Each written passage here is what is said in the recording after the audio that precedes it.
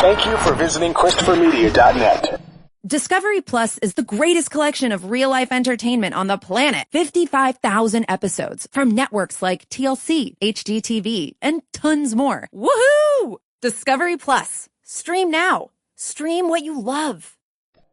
Christopher Media, let's make some noise. Welcome to Beer Nuts, a weekly excursion into the world of craft beer. Brought to you by MichiganBeerGuide.com. And now, here are the Beer Nuts. Welcome to Beer Nuts number 130. I am Chris, and yeah, I'm in Iowa City, and we're just going right down. We got a full house. We might have an 8-pack tonight, so just going to keep it moving. 2 4-packs. Yeah, it's Uncle Pete in Rockwood, Michigan. Last Untapped check-in was a brewed IPA from Old Nation Brewery in Williamston, Michigan. All right, let's take it out west to Steve.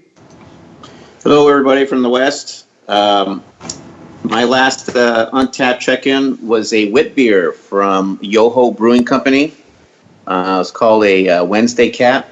It was really good. Nice. All right, well, moving to the Southwest, JR here from Sierra Vista, Arizona. And I visited the Tombstone Brewing Company today in Tombstone, Arizona, home of the OK Corral. And I had a fantastic beer that was my last check-in, the All the Hops Double IPA from Tombstone. Let's move on to Michigan, to Dugout. All right. Hey, this is Dugout. My last Untapped check-in. Oh, and I'm in Clawson, Michigan. But my last Untapped check-in is the same as Uncle Pete's because I went to the same brewery release today. So that's Old Nation Brute IPA. Outstanding. Amazing beer from those guys. All right, and down to Rockwood, where I think we have 2 beer nuts tonight. Well, Pete already checked in, but this is Greg normally from Dearborn, Michigan. And like JR said, I am joining Pete down here in his home in Rockwood.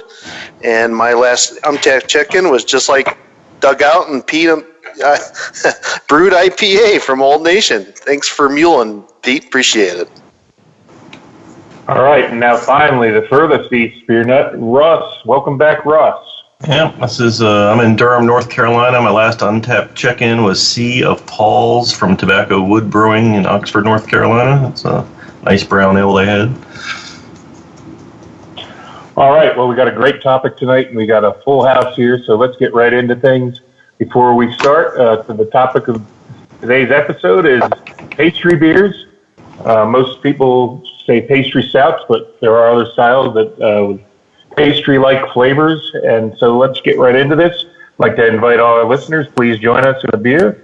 We're not pretentious. We just want to introduce more good people to more good beer. So I'm thirsty, and I'm sure everybody else is, and I think Uncle Pete, well, before we get to Uncle Pete, Dugout has a quote of the week for us. All right, this quote comes from New Orleans, down there just before Mardi Gras this past week.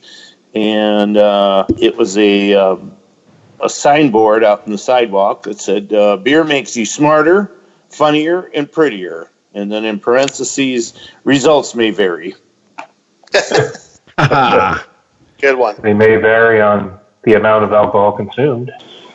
All right. So I think, as I said, we got a lot of great beers to get through. So let's get right into it and start it out with Uncle Pete. All righty, let's jump in. So pastry beers, and boy, do I got a pastry beer for you tonight. This is a Punchki Porter from Brew Detroit. Punchki's is a Polish pastry. It's like almost like a jelly donut or a Bismarck, if you ever heard of a Bismarck. But these are a Polish specialty, deep-fried dough, filled with all kinds of different fillings. Most of them are jelly or custard. Beautiful-looking dough on these punchkis, and they usually come out, for Mardi Gras and Fat Tuesday, as you're getting ready to head into Lent season for those of you that follow the Christian calendar. But Fat Tuesday was yesterday, and I saw at least where I went to dinner, was a pancake dinner. They had plenty of punchkis out for serving. And I'm telling you, one of these donuts, these punchkis, are just heavy, big, filled, calorie-laden delights. And what happened was Brew Detroit took and just threw a bunch of these punchkis in with their porter, and we're going to give that a try.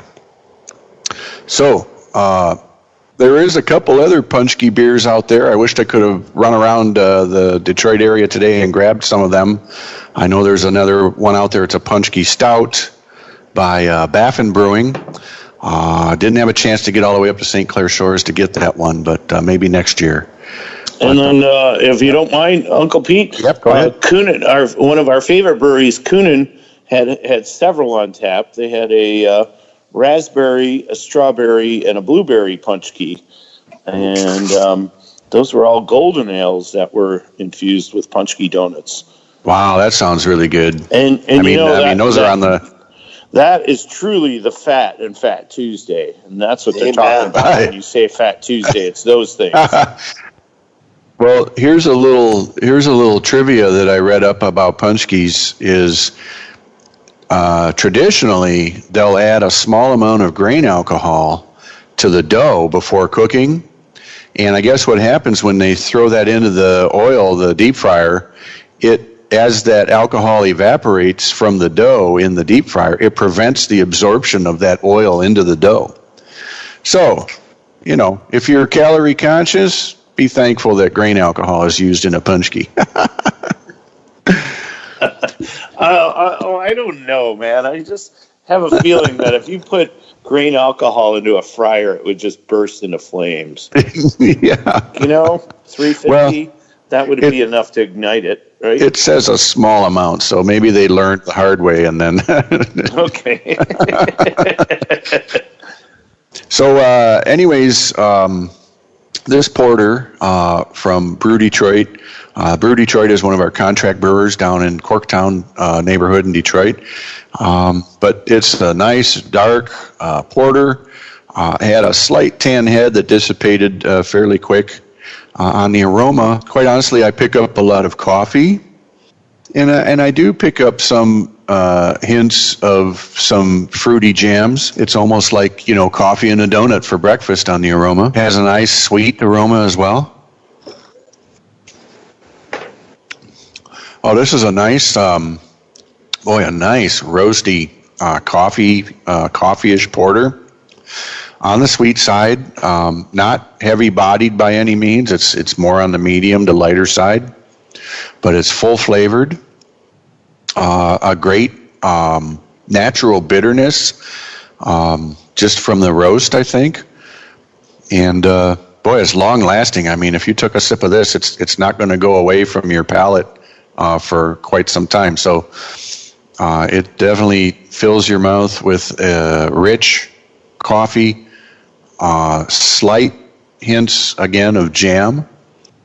Overall, I'd say this is a nice tasting porter with the right amount of fruit jam and coffee and roast, and it's not overly sweet. I think it's balanced just right for the sweetness. And Greg's here with me, finished guzzling his down, so I'm going to let him see if he's got any thoughts to add. I think, whatever thoughts you shared there, Pete, that was exactly, what it is. I mean, you described it perfectly. A great roast to it. Great mouthfeel that lingers there for quite some time, and not necessarily pick up, the pastry itself, the punchki, maybe a slight bit, but it's a really decent brew from them, and kudos to them for giving it a whirl, and so yeah, good stuff. Yeah, I'm glad I stopped to pick it up. I didn't actually pick it up at the brewery. I was able to pick it up at one of the tap houses in the area. But I had a little 4-ounce taste before I purchased, and was happy to come home with a howler and to share it. So I think that's a good start for our pastry beers on this episode this evening. So, JR, if you want to throw it off to the next, and we'll continue. Yeah, let's go to Los Angeles. We're going to start. We're going to go from west to east a little bit here, but maybe another stop by Uncle Pete's because he's got some extra beers tonight. But take it away, Steve. What's happening out up there on the left coast? Actually, we've been wet out here. Unusual high content of rain for our city and our west coast. So we're trying to stay dry, but it's good. We need it. So we've been longing for some rain. But, beer drink. Yeah. Stay inside and drink beer. So the beer, I went out looking, and I went to our local Ramirez Liquor, great little warehouse for beer and all kind of other spirits. And going through their refrigerator, I came across a Decadent Ale, a little microbrew out in New York. And so they put out this winter spiced French toast. And it's a spiced double India Pale Ale with maple syrup, allspice, and Madagascar vanilla bean added. But this particular can says here was brewed and canned in Dorchester Brewing Company in Boston, Mass. for Decadent Ale. So I'm going to open this thing up. It's really, really hazy. It's like a golden brown, golden orange, but really hazy, almost like a New England style IPA. Smells sweet, but I'm not picking up any spices yet from it. It smells more citrusy to me. First drink, you get that maple syrup and little spice in it. It's actually really, really satisfying. Very end of it, you get that vanilla bean. It's really, really, really smooth. I was looking at reviews of it, and some people were kind of hit and miss, but I think it's really good. I think it's really tasty. It's really good sweetness to it. It's I don't really get any bitterness from the beer. It's actually really tasty. Nice taste to it. Well, that sounds really interesting. I was really surprised that the base is an IPA. I know most of the ones I believe that we'll have tonight are going to be dark beers, so kind of a different flair there, and it sounds like it's intriguing. That's something I'd like to taste sometime. Yeah, because I was looking around, and everything was kind of a stout, and because we were not doing pastry styles, doing pastry beer, I wanted to throw in something other than a stout. So, but yeah, very, very pleasantly surprised on this one. It's really good, actually. Well, and Decadent as almost a business model does specifically pastry beers, and they do a lot of them and a lot of different crazy concoctions. But most of their beers that you see on the shelves, at least here in Michigan, are all of a pastry note, and even to the point of calling them pastry beers. So they're very unashamed that's what they're doing. That is their mantra. Yeah, I was looking at and at the store they had the blueberry and the strawberry frosted pastry, and but yeah, you go on their website and from top to bottom it's something sweet going on. All right, well, thanks for sharing that one with us. It's really something different and unique. Glad that you brought it on with us. Yeah, because sometimes you get these pastry, like really, really sweet stouts, and they're like really, really heavy at the end. But no, this is really, really kind of light and very good, a good find. Alrighty then. Well, moving from rainy Southern California to relatively arid, dry Arizona, I'm going to introduce my beer to you. It's from Chicagoland. It's Hailstorm Brewing Company. Still trying to drink down my cellar that I've been trying to do for many months before my move, but about 15 cases made it here to Arizona, so I managed to find this one and thought it would be perfect for tonight. It's Vlad II, Order of the Dragon, bourbon barrel-aged Russian Imperial Stout with maple and coffee added. So I love the Vlad series. I always try to pick these up when possible. It can be a little bit more challenging living this far west. but fortunately I have a few more in the cellar. So I got a little bit of head start that, but I just cleansed my palate with some water. I just filled my glass because it was almost empty, and I'm getting that nice cola-looking head and a light tan beige that dissipates rather quickly. The only thing left is maybe just a ring around the glass. It's jet coal black. Can't see through this at all. Before I taste this, I want to say that it's a big hitter. 60 IBUs, 14.1%. So it looks like I'll be sleeping well tonight. Flavor profile, slightly on the sweet side compared to dry, more malty than bitter, and very dark. So let's just taste this now. On the nose, I get mostly maple. There's maybe a little bit of chocolate and a little bit of coffee, but the maple stands out on the aroma for sure. So I'm going to take a sip. So I get the maple, I get the coffee, I get the chocolate.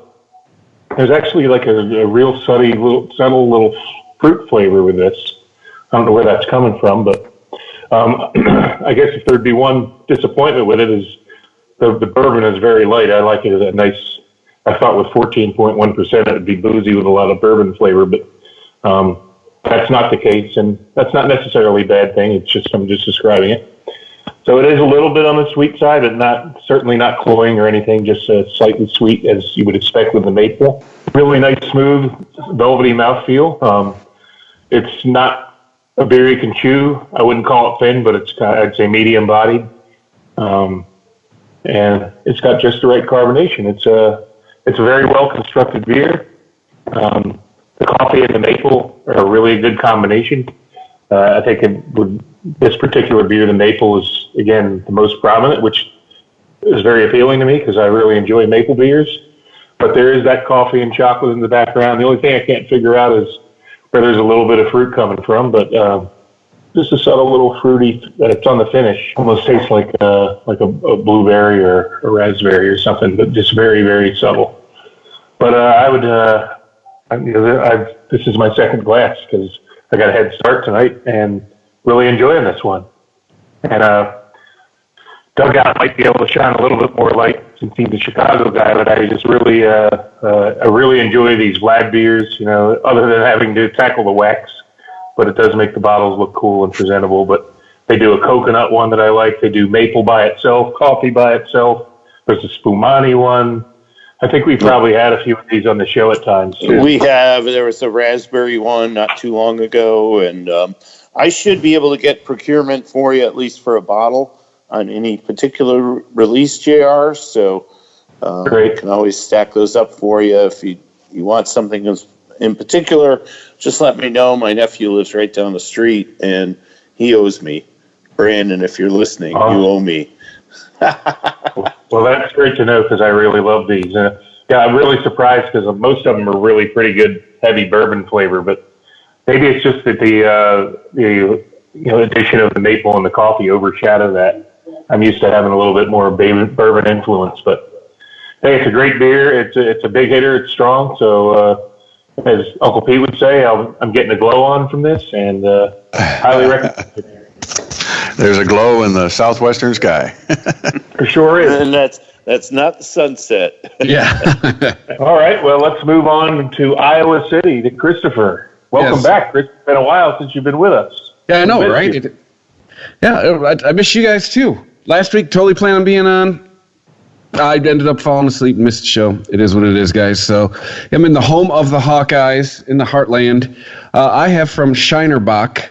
There's some more chocolate and marshmallow ale. And I have to tell you, I've drank ahead. This is delicious here. But I poured it in the glass, and initially you put your nose in it, and you are getting the graham cracker, you are getting the chocolate, you are getting the vanilla right away, right in the nose of this thing. It's got a nice, thick, creamy brown head that's just kind of been hanging out. It's dissipated a little, but I mean, it's there. This beer is, tell it's the color of its namesake. I mean, it's probably the color of chocolate. It's a dark brown. You can't see through it.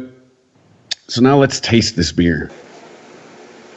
Like a medium creamy mouthfeel on this. You're tasting the chocolate. You're tasting the graham cracker. You're tasting vanilla. Surprisingly, no marshmallow. Maybe that's supposed to be the vanilla, but this is really good. It's 5% ABV, so definitely crushable.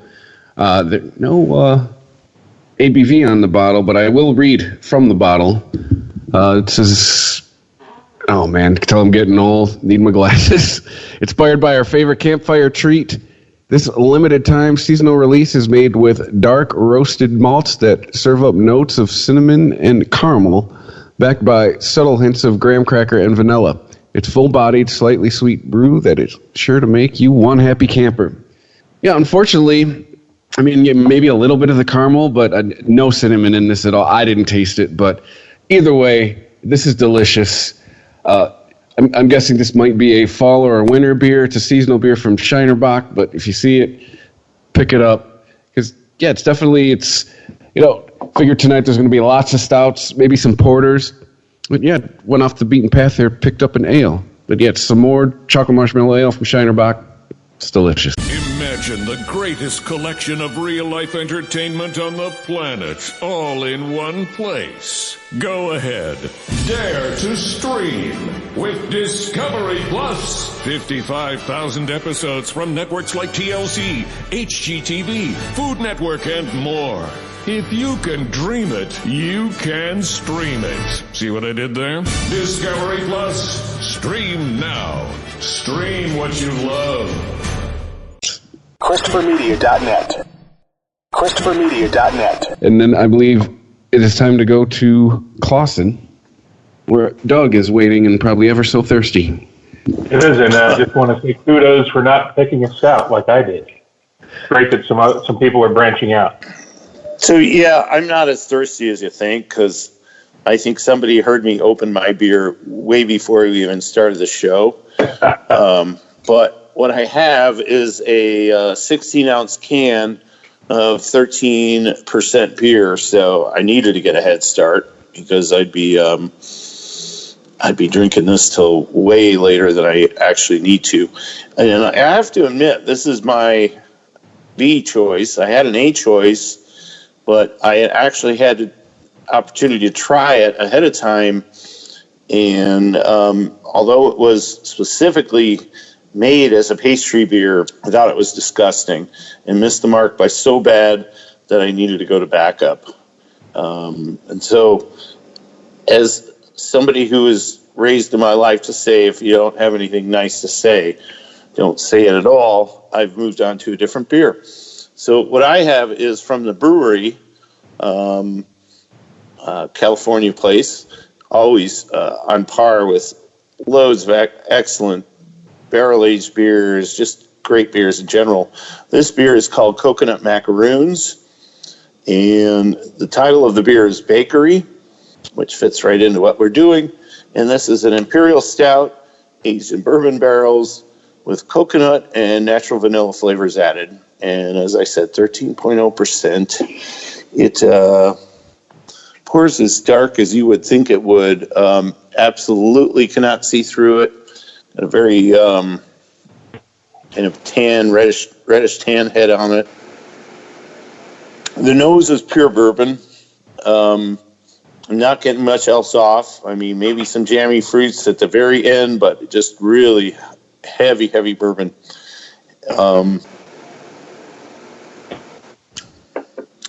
First sip, same thing, man. This thing is thick, as somebody mentioned molasses earlier, didn't they?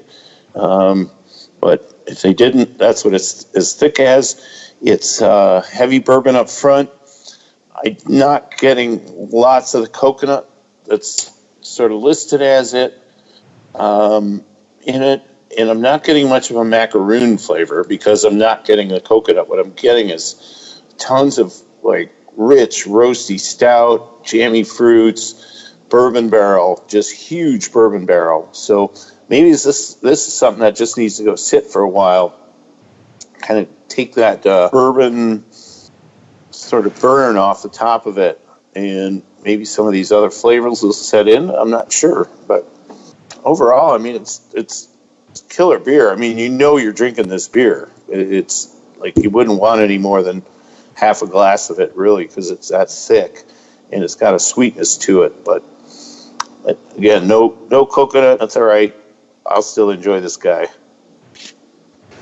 Yeah, I remember tasting this with SAK, who's on the show sometimes. We had a poker night not too long ago, maybe 2 months ago. And I remember tasting some vanilla and a little bit of coconut, but I remembered what I really enjoyed about it was that it's really thick and like a beer you can chew. And again, as everybody knows, I like that strong bourbon influence. Yeah, it's very dessert-like. Maybe as it warms. But I just don't get much of the coconut or the vanilla either. I do get the vanilla in there. It blends in, and it's seamless. It doesn't really stand out. But the coconut does not even enter into the equation. So really, it's more of a coconut bourbon, and the coconut is very subdued. Well, I wish I had a few more cans of that. I remembered I really enjoyed it. I just checked my Untappd. I had it rated as a 4.5. And that's not many I rate that high. So I remember I enjoyed it immensely. So good one. And it was perfect for the episode. It's called Bakery. I guess it would be nice if that coconut had a little bit more influence. Yeah, I mean, how can you go wrong with a beer called Bakery or Strawberry Pastries, whatever, And I guess that's the essence of the episode is, how creative do people get with these, and how far on the mark are they, or how far off are they? Because you can name a beer like Donut from Dutch Girl Donuts in Detroit, and it might not taste like donuts at all, but you can name it that. Hey, it just brought to mind, speaking of bakery, and I know this is Pastry Beers episode, but I saw an article where these guys are making beer out of leftover bread and toast or something, and it's a benefit beer. Like they get the bread from all these bakeries, and instead of throwing it out, then they make beer with it, and they dump the bread and the toast or whatever into the beer and ferment and whatever, and then the sales of the beer are actually for some charity.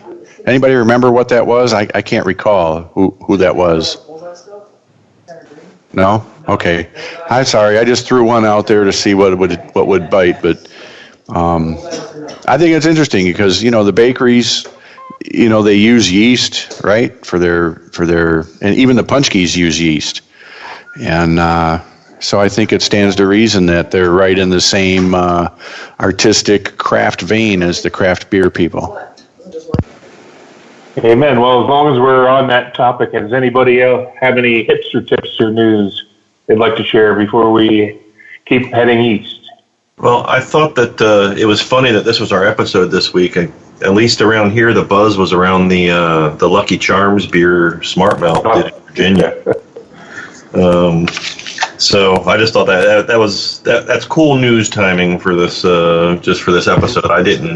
I didn't get up to Norfolk or Virginia Beach, wherever they are, to get any, but I just thought it was funny. They're releasing a couple weeks ahead of time of the original purveyors of Lucky Charms beer, if I'm not mistaken, which is they call theirs Saturday morning, I think. Yeah, they changed the name, but it's still the Breakfast of Champions for St. Patrick's Day morning at Coonan Brewing. Oh yeah, they always have the Lucky Charms lager. They've been doing it for years and years and years. It is delicious. And they actually just add Lucky Charms into the beer. And on the secondary market went crazy on that already. I mean, just crazy. What's funny is their distribution is still going out. So everybody, like the places in Virginia, are going to get cans and kegs of it coming up here in a few days. So that secondary market was kind of weird. I saw that there was something on eBay where it was going for $4.50 or something. So yeah, I saw that. That's nuts. Yikes! I know. Living proof that. And somebody's probably paying it. And then how do you explain that to your family members, right? A fool and his money. John. Soon. How do you explain that, John? I just explained it. A fool and his money soon part. Anything else? Okay, I gotta. I don't have any more news. No. No? Well, we have. Yeah, we do. Yeah, we do. We have, Okay, Doug, go ahead. The full purchase of Rate Beer by AB InBev, or a subsidiary of their company. They had a minor stake shareholder.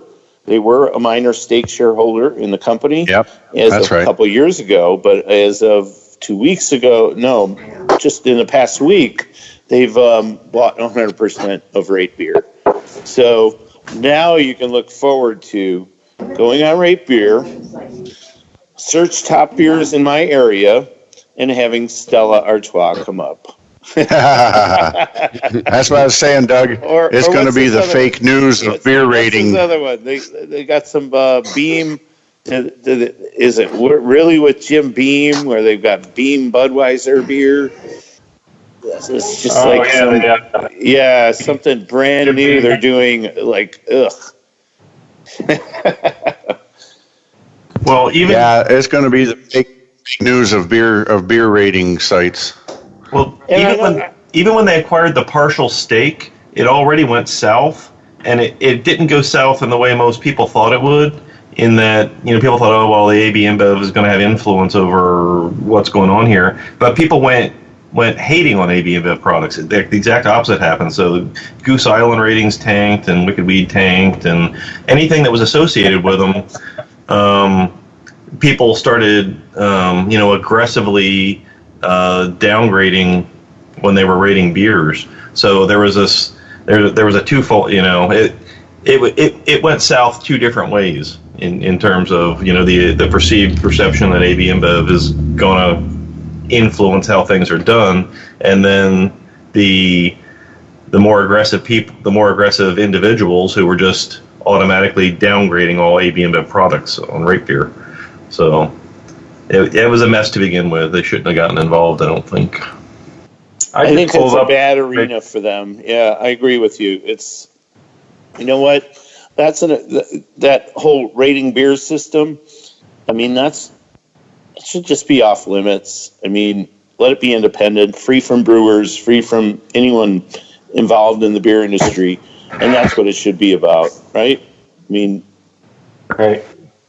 Well, I do want to add, I just pulled up the front page, and there's 5 beers featured that are rated as 100, and they're all great beers, and none of them are from AB. St. Bernardus, ABT 12, no one would argue with that. Founder's Breakfast Stout, North Coast Old Rasputin, RIS, New Glarus Raspberry Tart, and Bell's Two Hearted Ale. So, hey.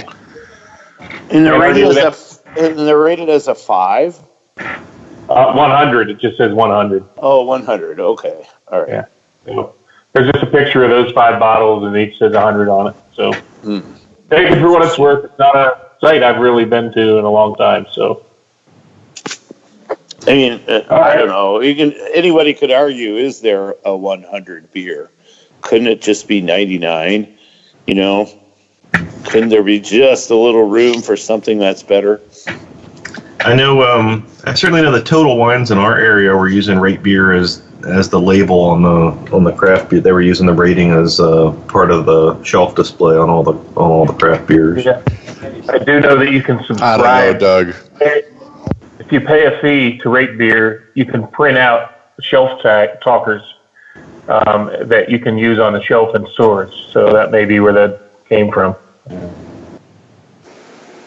I'm just saying they were being used by a retailer, right? So they were actually being used by a retailer, and so then you have the possible influence there, both ways.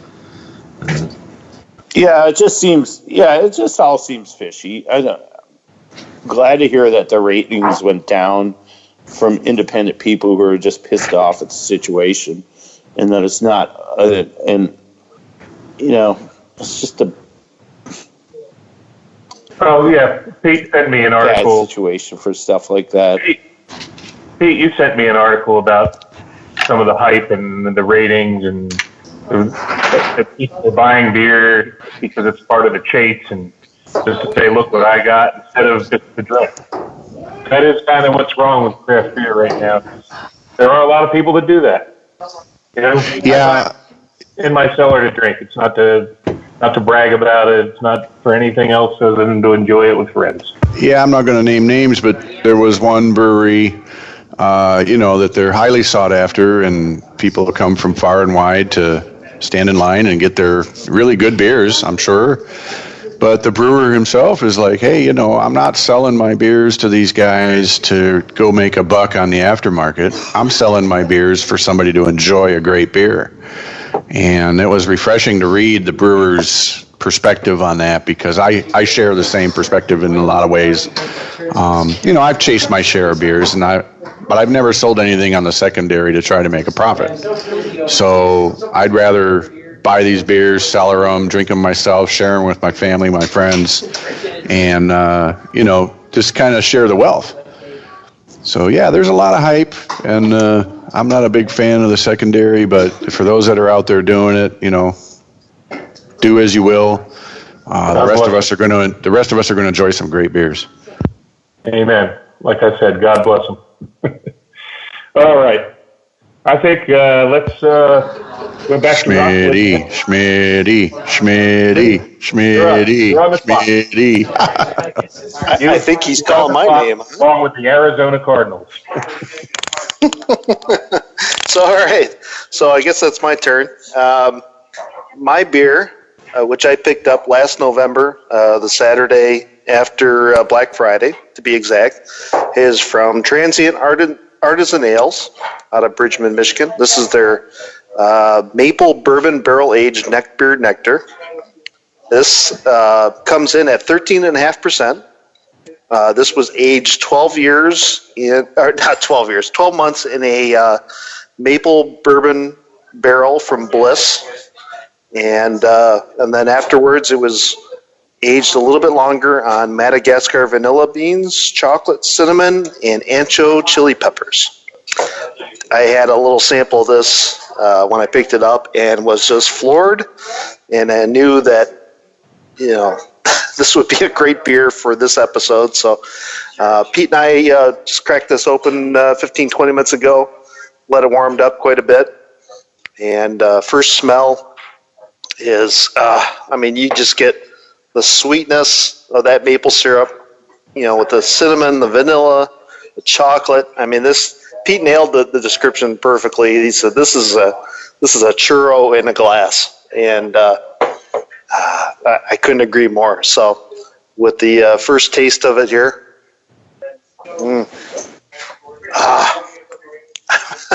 it's awesome. This is so good. The mouthfeel is fantastic. It just coats it so well. That maple syrup just lingers. Everything is balanced so well on this thing. It's just the absolute, to me, this is the most absolute perfect beer that I've ever had in my life. And there may be better, I don't know, but I don't know what else to say. This was an absolute killer from Transient. I know they had a few other variants along with their base beer that they were selling, but this was worth every bit of money that I paid for and then some, and I'm glad that I can come down here to Rockwood and share it with Pete here for this episode. Cheers, sir. So, Pete, I don't know if you want to chime in with a few extra comments, but great beer. Hell yes, I do. You better damn believe I do want to say something about this beer. It's carbonated, however, there's a zero head. But in the mouthfeel, it's definitely got great carbonation. It didn't have any kind of foamy head on the pour. It's a syrup. It's a sticky, sweet, mouth coating sugar bomb. And all of the flavors as advertised on the label are there. You got your ancho chili, you got your cinnamon, you got your Madagascar vanilla, you got your barrel aged.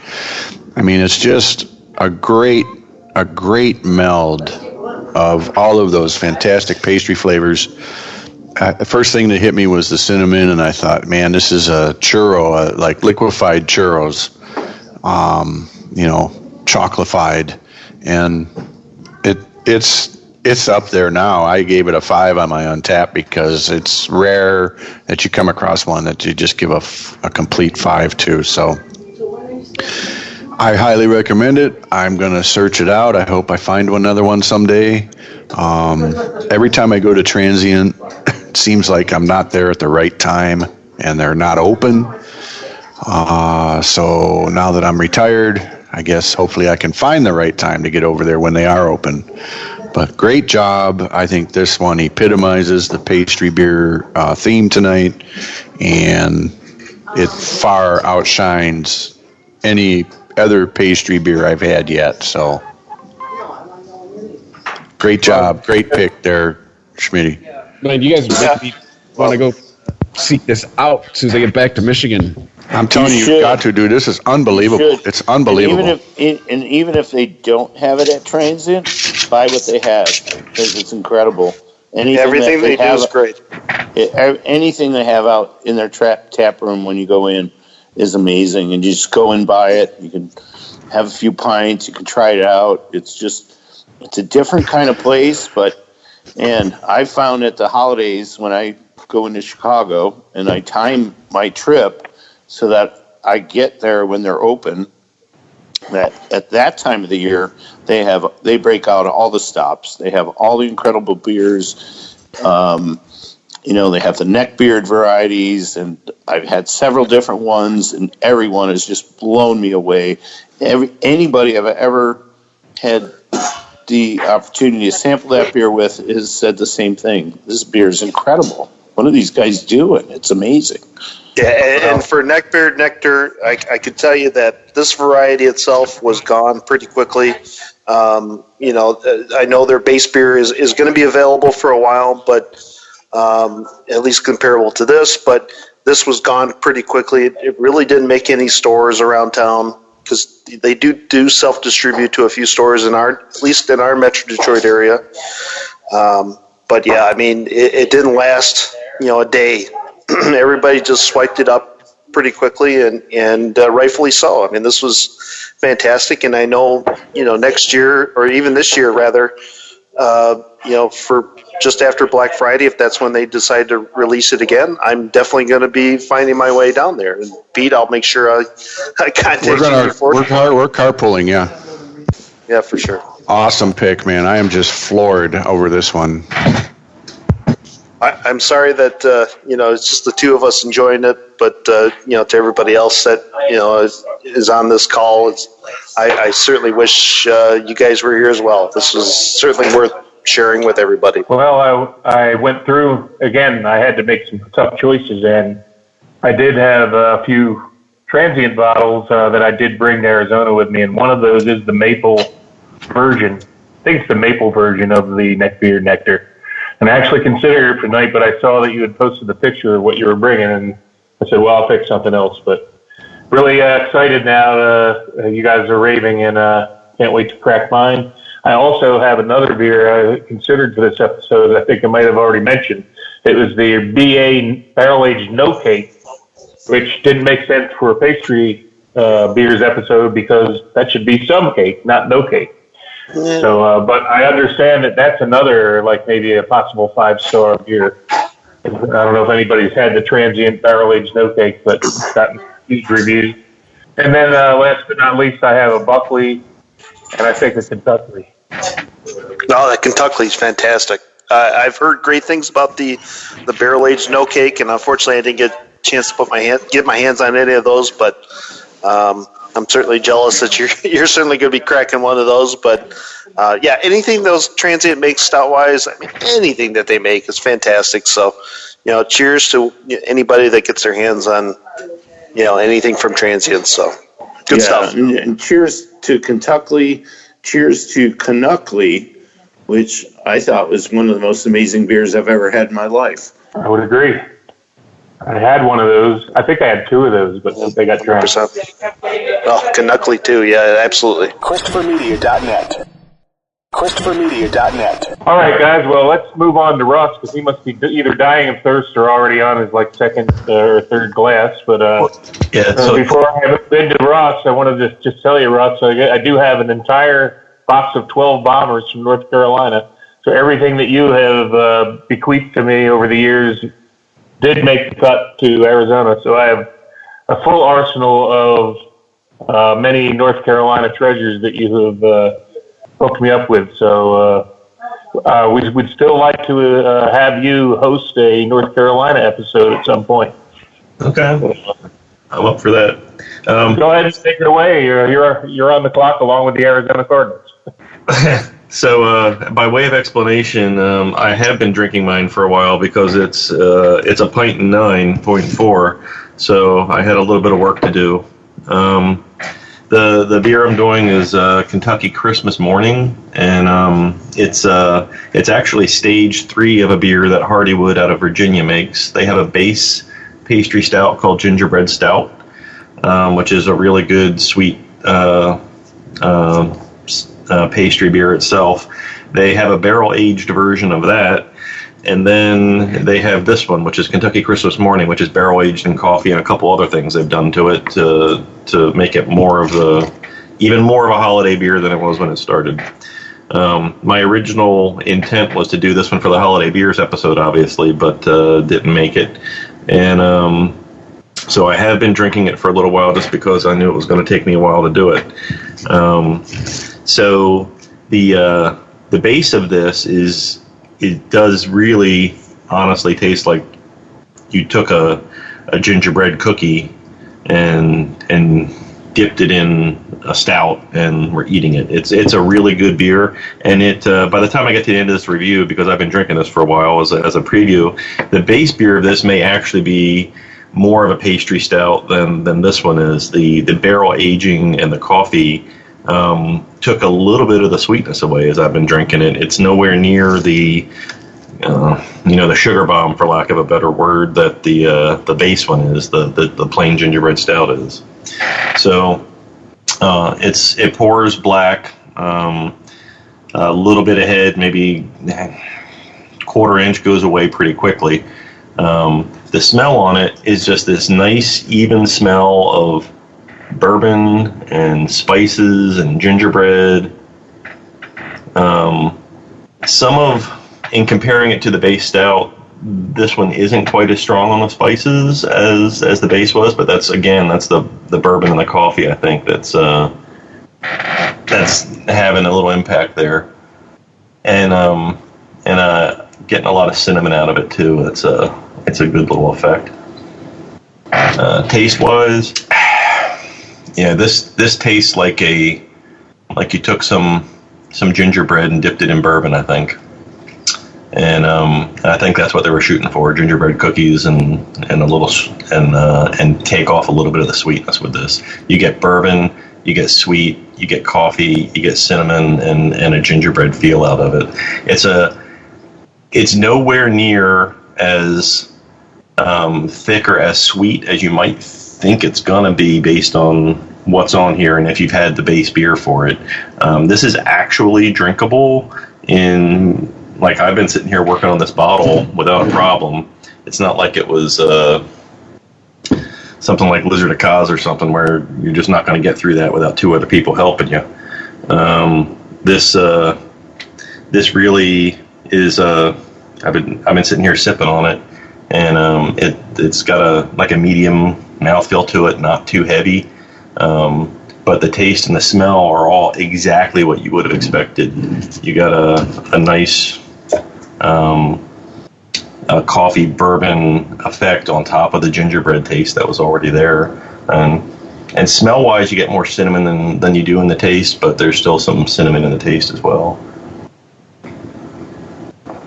And yeah, I'd never actually had this before. I've had the barrel aged gingerbread stout, and I've had the regular gingerbread stout, but I hadn't actually had Kentucky Christmas Morning until drinking this bottle right now.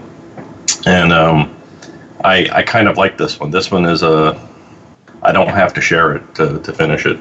I could sip on this for a couple hours and be good to go.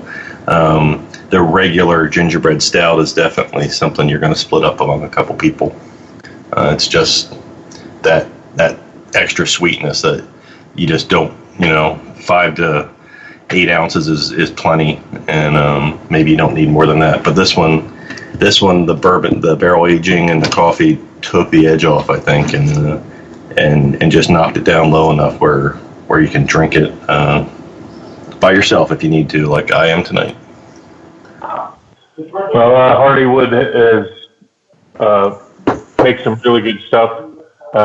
Just had to share this with you because when I saw your picture, I just got in the mail yesterday a bottle of Hardywood Trickery, which is an apple brandy barrel-aged imperial milk stout. It's 13.5%.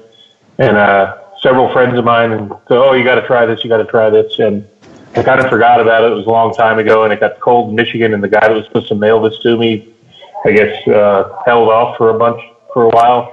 Well, it actually it was mailed to my Michigan address, but forwarded by the U.S. mail. He sent it U.S. Postal Service. And it arrived here in Arizona unexpectedly yesterday, so it was a nice surprise. But, Hardywood's known for those real nice, that gingerbread stout. I had never had the Kentucky Christmas Morning. Sounds like there's a lot of ginger in that. But This Trickery is something I'm looking forward to trying. I've heard great things about Hardywood. I have had a few of their things, but not too much. Great one to share for this episode. Yeah, the great thing for us here is Hardywood just got distribution into North Carolina late last fall. It was nice. It was in the time range that gingerbread stout was just coming out. So we got all these varieties here. I bought this off the shelf here in North Carolina. It used to be that people had to drive up to her. I mean, Richmond's not bad. It's might be 2.5 hours as long as you don't get much traffic.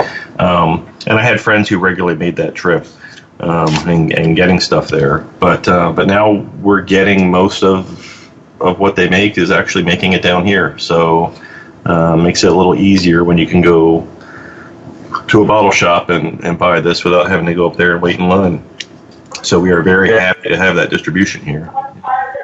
Yeah, you've been getting your distribution's been growing pretty good. A lot of good additions lately. I have to say how jealous I am because where I'm at in southern Arizona is really literally a craft beer desert. There is hope because I'm going to a Superstition mead sampling on Saturday at a retail store, so it'll just be an in-store sampling. But I understand that up in Tucson there might be a little bit better action. But down here in Sierra Vista and Point South towards the Mexican border, there's a very limited selection other than my newly found oasis in the desert, Tombstone Brewing.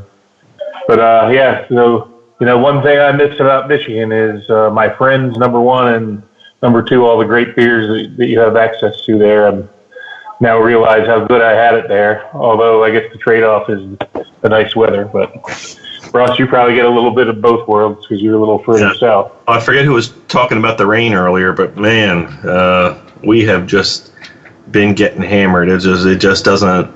It's not like flooding, but it's just like we get an inch or two a day. It's been a really crappy last 3.5 or 4 weeks where thankfully it's not been snow, so it didn't shut everything down. But man, our weather here, we've had one of the wettest Februarys on record. It's been a mess. So this helps. All right, that's a great beer, and I'm glad that you have Hardywood access because I might be hitting you up at some point for some of that stuff.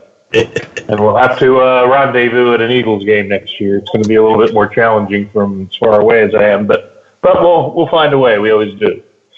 All right, I guess that brings us to our grand finale of the evening. We're going back to Rockwood. Uncle Pete has somebody else? Anybody? No, that's Uncle Pete. I am so anxious. Okay. All right, well, take it away, Uncle Pete. Oh, my goodness, you guys. I mean, this neckbeard nectar just sent me through the ceiling here.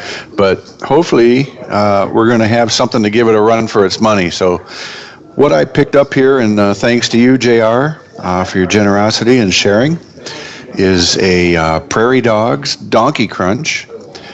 This is an imperial stout aged in apple brandy barrels with cinnamon toast cereal, marshmallow, and vanilla. 14% ABV, and a beautiful label on there with two hands with finger puppets. Very, very unique. And it's a 12-ounce bottle. Greg and I are sitting here just looking at it. We already poured a glass, and let's take a look and see what we've got. Boy, it's, again, another one of those beers that really has no head.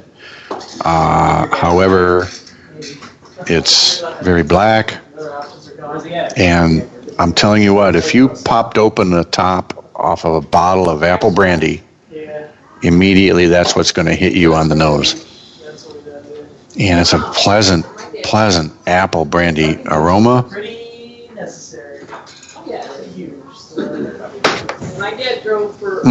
I'm trying to pick out some other things, but I'm telling you, the apple brandy is forefront. Pete, this is can totally can I have you guys pause for a second? It sounds like somebody's in a diner or something. Is there somebody that can hit a mute so we don't hear all the noise, or does that come from you guys? Yeah, hold on one second. It's coming from us. I got a... Oh, all right. My son and all his buddies are over here at the bar in my basement. Hold on. Let me give him a timeout for a second. Party foul. Give some guys in their mid Okay, I gave him timeout. I gave him a 2-minute warning, so they're respectful. Here we go. So anyway, apple brandy all the way. This is a beer with no head. It looks like one of those syrupy black beers, just like the Neckbeard Nectar. Man, it's just got a complex nose, but immediately the apple brandy. Here's the flavor.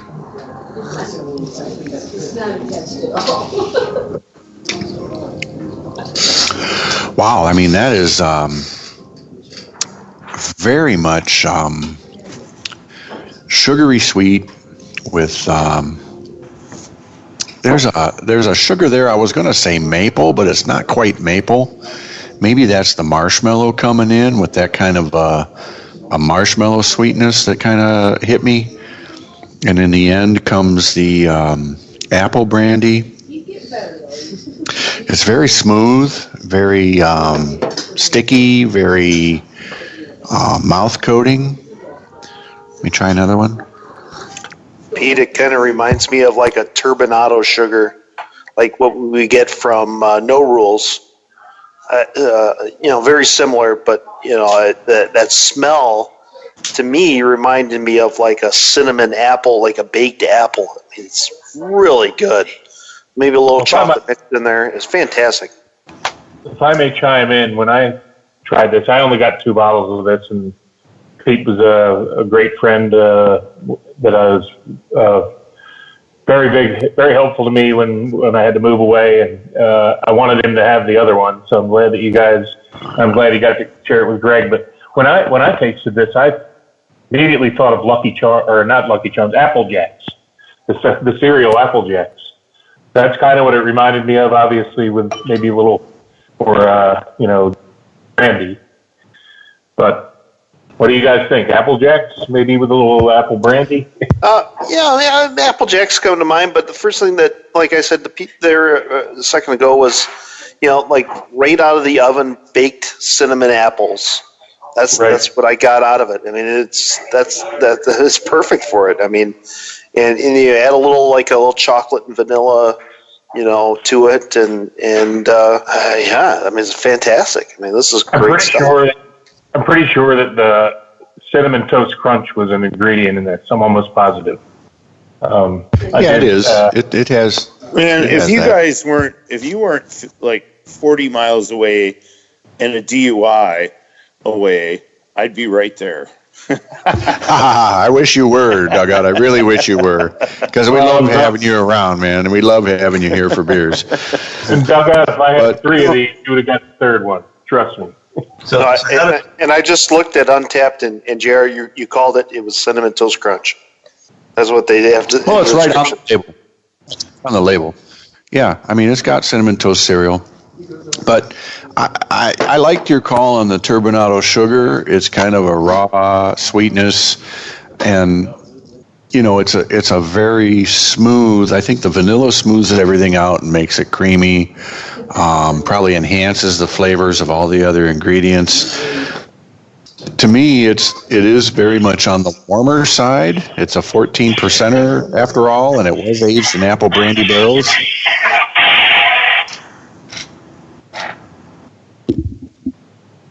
aged in apple brandy barrels, and so that's predominant to me is the apple aroma and the apple flavor.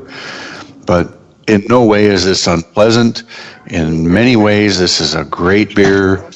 I think this is a great.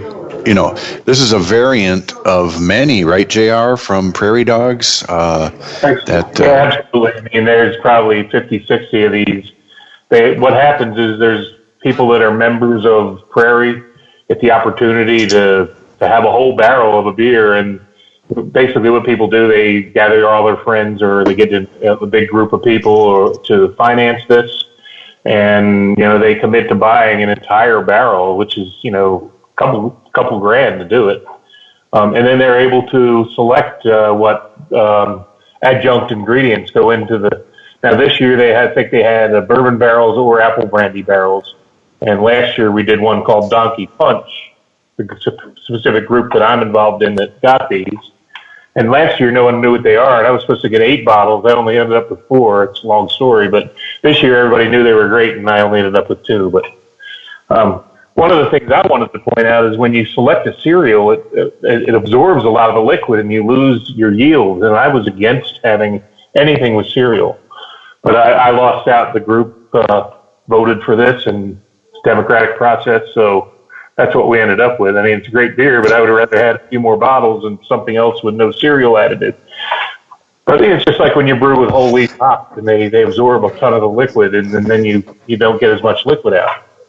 Right. So, but cool program, and anybody that knows somebody involved that if you're ever asked, hey, you want to be a part of this? It's a really cool thing to be a part of.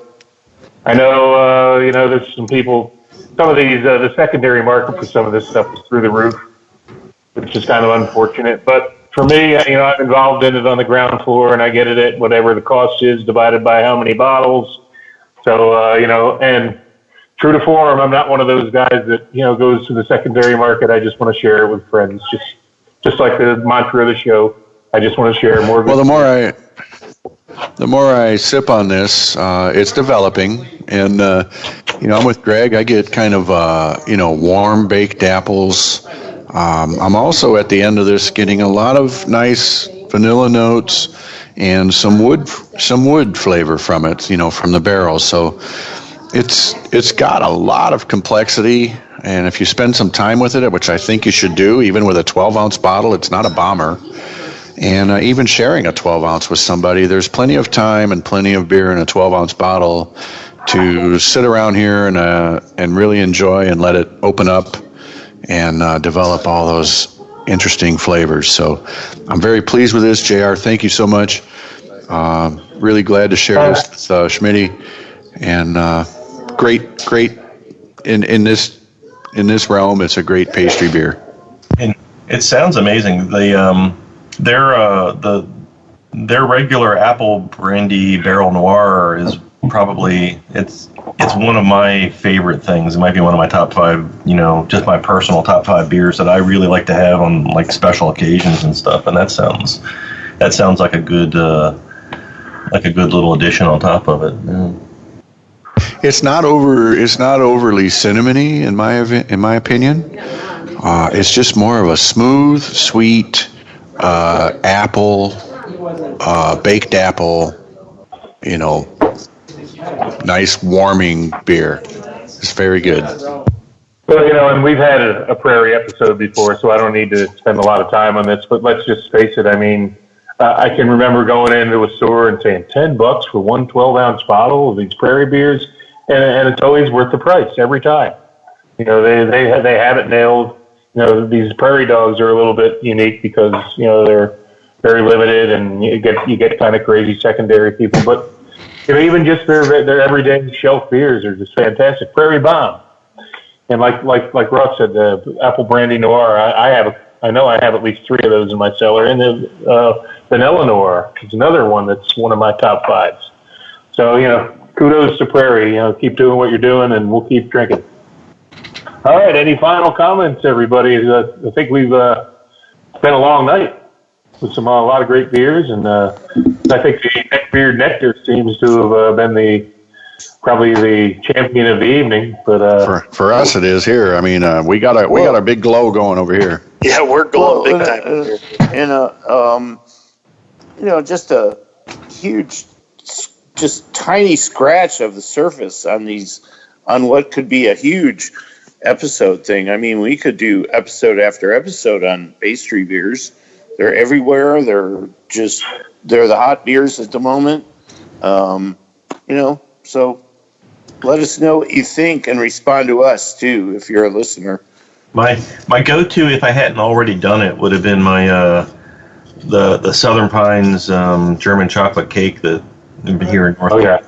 But I reviewed that previously, so I went with something else this time. But that one, in terms of pastry, oh man, that one just blows me away every time.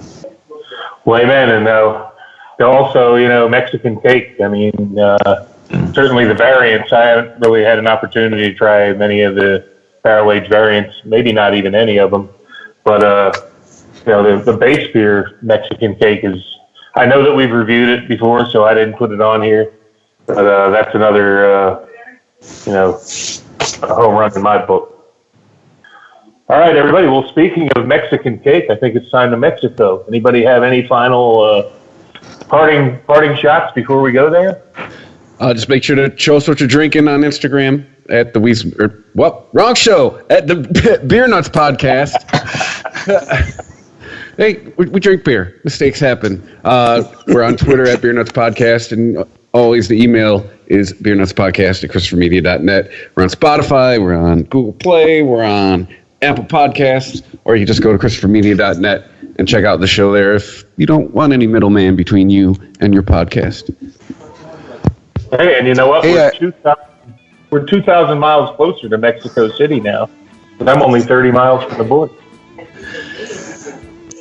Before you do, JR, I just wanted to say AMF to Steve. He had to sign off earlier, and it's unfortunate because we would have loved to have had him stay with us to share the beer that he had with us. And we do enjoy having the guys from the West Coast with us. It's been fun last few episodes having an LA influence. Oh, he got his beer in at the beginning, remember? Sorry, I'm under the influence over here. We're going big over here. Now I know it's time to go to Mexico City. You guys are neck bearding. All right. Good one. Well, as Pancho Villa would say, as they say in old Mexico City, hey, man. ChristopherMedia.net. ChristopherMedia.net. If you like this show, please tell a friend. Please make sure to rate and comment on all your favorite Christopher Media shows. Please follow us on Twitter and like and share us on Facebook. You can subscribe to all ChristopherMedia.net shows for free on ChristopherMedia.net. Thank you for listening, and thank you for visiting ChristopherMedia.net. Thank you for visiting ChristopherMedia.net.